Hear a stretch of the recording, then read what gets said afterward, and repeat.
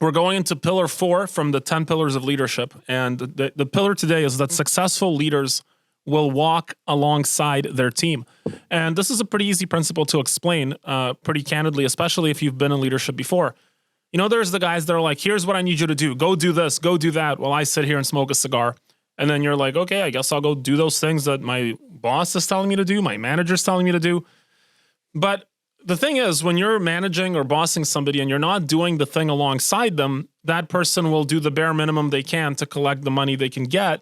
And they're not going to work for commission. They're not going to work for personal gain because they understand that the relationship is one of subordinate and master. And leadership is not about subordinate and master. It's about mentor and student. And the mentor has to want to be there. And the student really has to want to be there. And the student has to want to be there more than the mentor does. And what that means is that if I'm more vested into your success as your leader, we're both going to fail. Like, I can't be the one to motivate you to do stuff. You have to come already motivated. So there's an onus on the student to be motivated to improve, and there's an onus on the leader to walk alongside them and show them how to do things by doing them, not by telling them. And the reason that it's important to show them by doing them, because if you're just telling them, they're not going to believe you that it works. Like, they'll go through the motions of doing it, but without the belief that the thing will work, the motions become pointless. And so an observably successful person, observably following the process they set out for the rookie, is going to grow very quickly as a leader. This issue is twofold where leaders fail.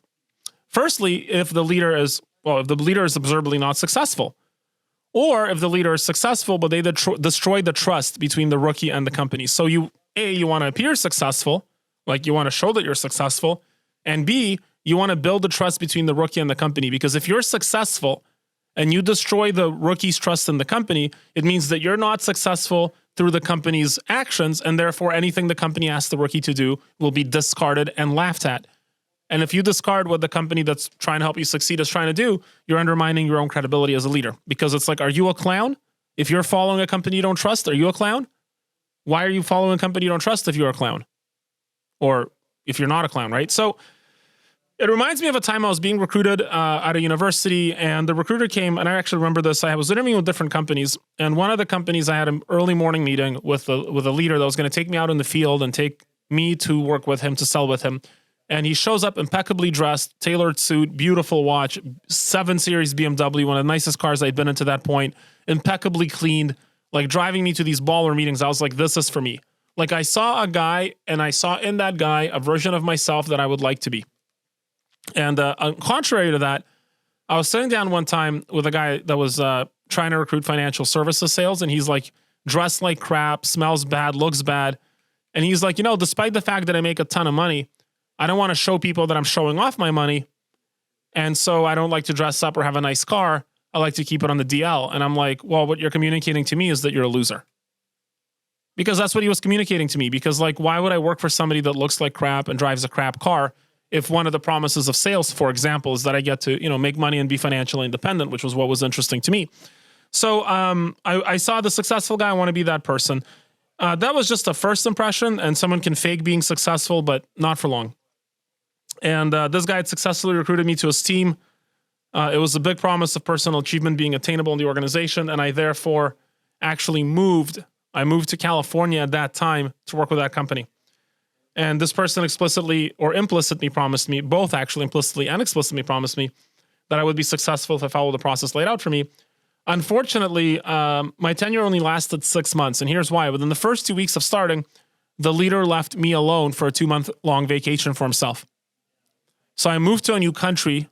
I moved from Vancouver to California, and in my second week, the guy takes off for a month for a vacation. So I'm all alone in a new country, all alone. That was the promise. Like, well, go to work. It's like, I've been here 2 weeks, dude.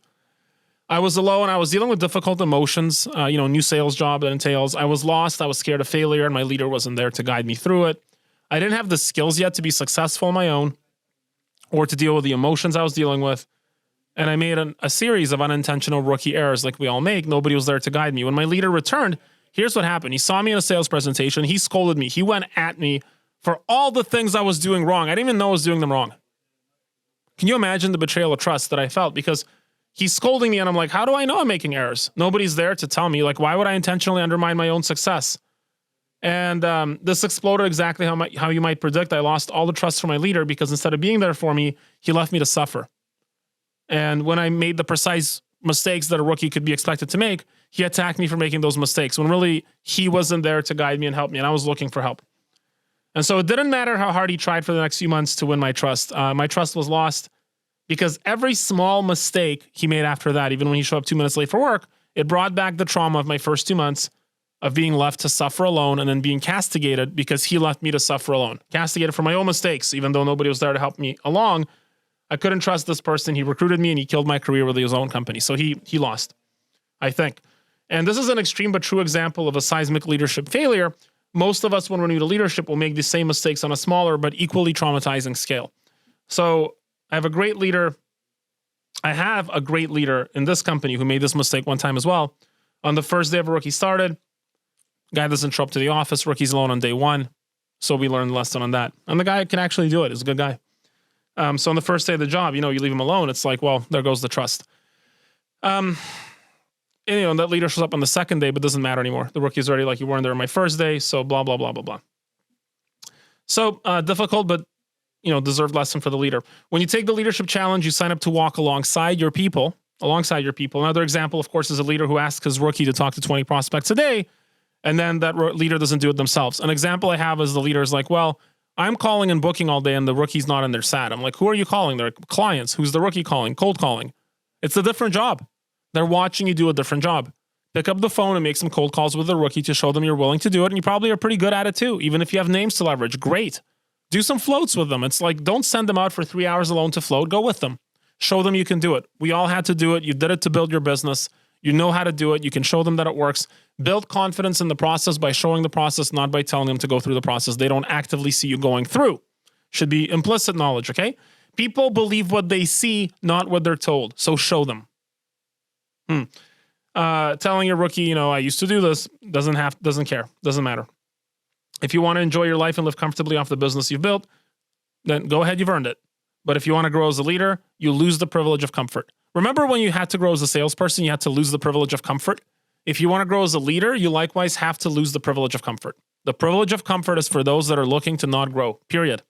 You will be uncomfortable to grow by definition. It's a trade you're going to have to be willing to make. That's it. So we've discussed the pillars of leadership. Let's review this with a simple list we can follow in order to outline some steps and key principles from the first 4 chapters. Leadership is influencing somebody to join, to stay, and successfully accomplish a goal while walking alongside them. Leadership, despite its deep lack of being understood by the world at large, is a skill. It's not a talent. You can learn it. Leadership is extremely hard, and most people who attempt it will fail for a while. Well, you might think it's not worth your time, energy, or effort, but most people that try sales also think it's not worth their time, energy, or effort because they just haven't gotten good at it yet. Get good at it. It pays you so many multiples of your time when you're good at it, just like sales. People will believe what they see with their own eyes, not what you tell them, so show them. Leading someone with low goals is easy. Leading someone with extremely low skill and goals is easy because it takes the pressure of failure off you. I had a situation with a leader recently. He's like, yeah, my rookie really looks up to me. I'm like, your rookie doesn't sell anything. What does it matter? It's like booking a DQ on the phone, guys. It's very easy to book a meeting with somebody who doesn't buy or to pick up a chick you would never marry. Like, why would you be proud of that? Look at this whale I picked up. Yeah, of course it was easy. Okay. If someone has high personal goals, leading them is going to be hard. And the higher their ceiling, typically, the harder they're going to be to lead because, they're looking more scrupulously at what options they have, and you have to be the best one.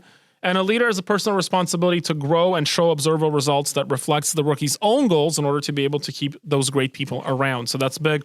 Leadership is being the winning image of the promise you make. So if you're selling success, look successful, act successful. A leader can only advance those who are looking at that leader as an image that they want to partake. Because the way that you attract great people is they see in you something they want to be themselves. And if you show them aspects of yourself they don't want to be like, well, they're going to be pushed away.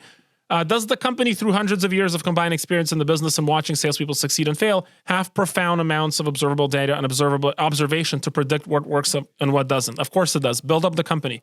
Build up your own leaders. It's huge. And by not following the company process, the leader shows that the rookie's promise may not be fulfilled because the company they work for cannot be trusted. So either you're a clown because you work for a company you don't trust, or you're a clown because you don't trust the company you work for. So be careful with that. It's imperative that when the leader exemplifies success, he attributes the success to the company. At least some of the skills you learn. Don't be like, I'm magical, I'm amazing. They're going to think you're magical and amazing. They're not going to follow you. Like, people aren't going to be able to relate to you if you walk on water. Nobody thinks they're Jesus. So tell them it's not magic what I'm doing. It's a learned process that I learned from the company. You can learn the same process. Remind them they can learn the same process. It's not you that you're special. It's you're part of a team that helped you grow and be successful just like they're going to be. Because they don't see you from 10 years ago. They don't see the person you were. They see the person you are. An observably successful person, observably following the process they set out for the rookie, will grow quickly as a leader. And lastly, telling a rookie, I used to do this, but now I'm not going to do it. Well, that may be true, but it's not true to them because they're going to see they're going to believe what they see. They're not going to believe what they're told. So show them. That concludes pillar 4.